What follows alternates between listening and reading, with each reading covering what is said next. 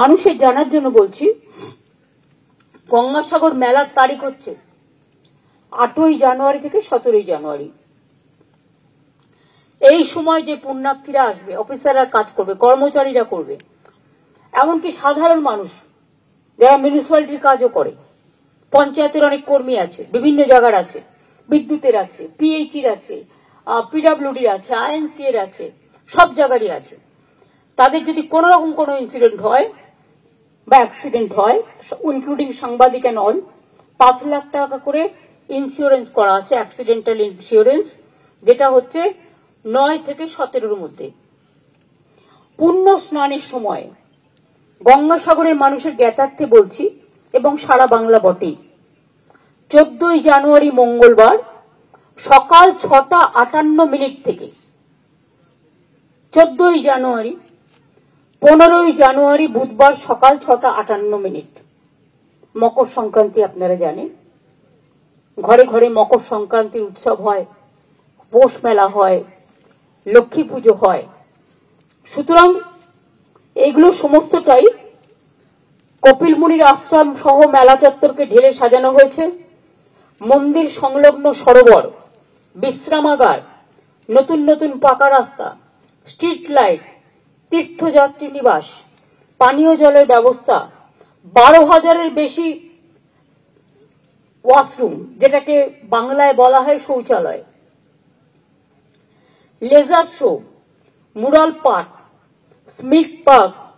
Scheme park, permanent food court, ডালা arcade ইত্যাদি। এছাড়াও পুণ্যার্থীদের থাকার জন্য কপিল মুনি আশ্রম প্রাঙ্গণে 4টি আধুনিক গেস্ট রুম সহ একটি ভবনও আমরা করে দিয়েছি।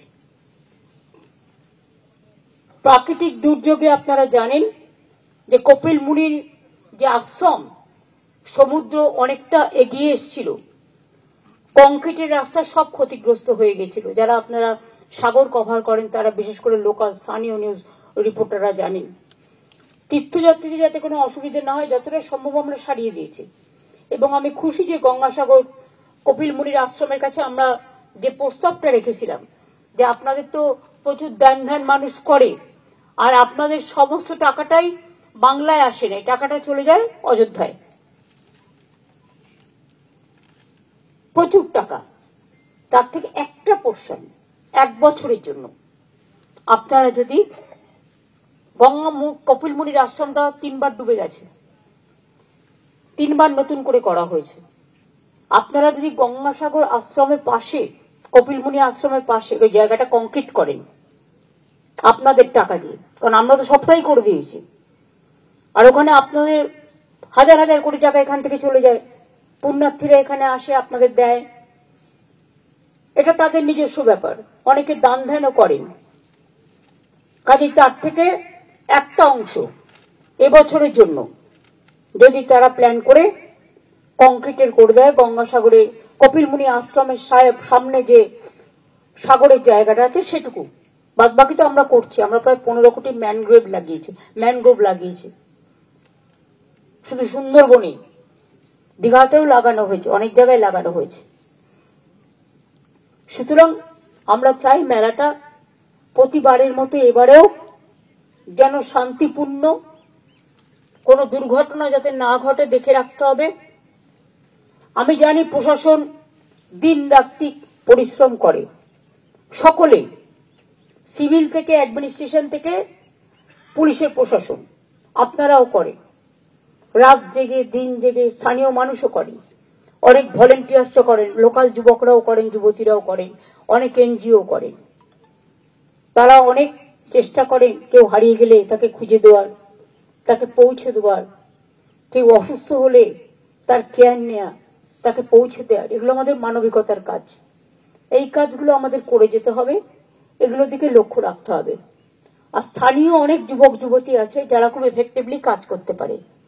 আমি প্রশাসনকে বলবো, পুলিশকে স্পেশালি, কোটেশ্বরও এখানে আছে, সুপ্রতিম আছে, আকাশ আছে, দয়া করে যারা ইন্টারেস্টেড ভলেন্টিয়ার্স হিসেবে কাজ করার জন্য তাদের ডসিয়াটা চেক করে, ক্রস চেক করে, তারা যদি কাজ করতে চায় তাদের কাজে লাগাও না, দয়া করে তাদের একটা কন্ট্রিবিউশন দিয়ে দেবে, পরে কোনো সুযোগ আসলে তাদের কাজে লাগিয়ে দেবে, হয়ে গেল।